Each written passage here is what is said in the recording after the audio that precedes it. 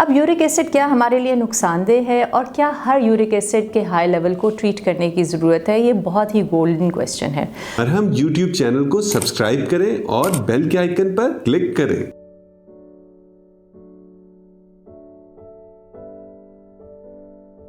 السلام علیکم، میرا نام ڈاکٹر سومیہ اقتدار ہے and I am working as associate professor of medicine at king Edward medical university. آج ہم بات کریں گے یورک ایسڈ کے متعلق۔ یورک ایسڈ ہمارے جسم میں جو ہم خوراک لیتے ہیں اس کا ایک بریک ڈاؤن ایلیمنٹ ہے جو یوزلی پیورینز کے بریک ڈاؤن سے بنتا ہے۔ یورک ایسڈ نارملی بھی ہمارے جسم میں موجود ہوتا ہے، لیکن کئی دفعہ اس کی مقدار ہمارے جسم میں زیادہ ہو جاتی ہے۔ اب وہ کیا چیزیں ہیں جس سے آپ کے جسم میں یورک ایسڈ زیادہ ہو سکتا ہے؟ اس کی مینلی دو ریزن ہے۔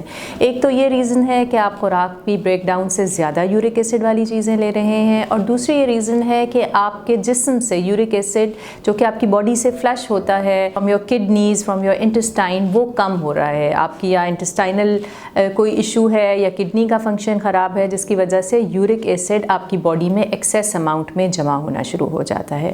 اب یورک ایسڈ کیا ہمارے لیے نقصان دہ ہے اور کیا ہر یورک ایسڈ کے ہائی لیول کو ٹریٹ کرنے کی ضرورت ہے؟ یہ بہت ہی گولڈن کویسچن ہے۔ بہت سارے یورک پیشنٹس جو ہیں وہ York acid as a routine test کروا لیتے ہیں، یا اسکریننگ کبھی اپنے فل باڈی کے ایگزامینیشن میں روٹین کے ٹیسٹ کرا رہے ہوتے ہیں تو اس میں یورک ایسڈ کا ٹیسٹ کرا لیتے ہیں، یا ان کے گردے میں اگر پتھری ہو تو کیونکہ آپ کو پتہ ہے کہ یہ سٹونز سے ریلیٹڈ ہے تو اس وقت وجہ یورک ایسڈ، یا جوڑوں میں یا پٹھوں میں تکلیف ہو تو اس کے ساتھ ایسوسیٹ کرتے ہیں اور یورک ایسڈ کا ٹیسٹ کرا لیتے ہیں۔ ہر یورک ایسڈ کے لیول کو ٹریٹ کرنے کی ضرورت نہیں ہوتی۔ نارملی اگر میں آپ کو براڈ سی رینج دوں تو یہ 4 to 6 کے درمیان اس کی نارمل ویلیو ہے۔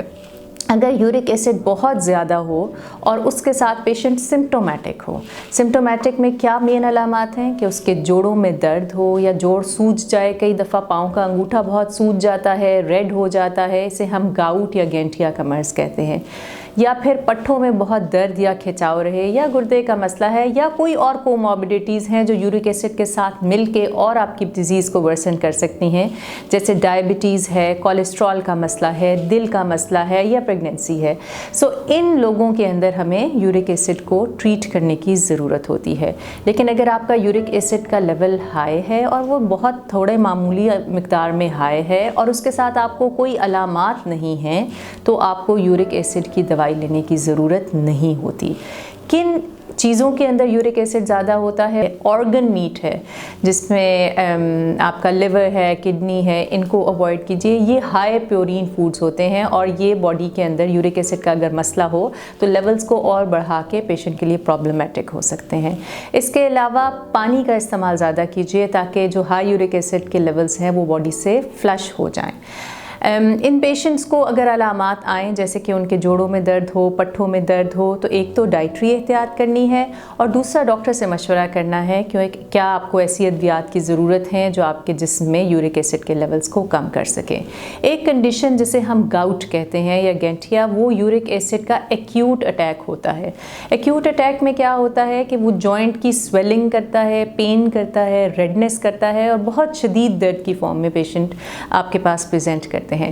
کامنلی جو جوائنٹس ایسوسیٹڈ ہے اس میں آپ کی بگ ٹو یعنی پاؤں کے انگوٹھے کا جوائنٹ مینلی افیکٹ ہوتا ہے۔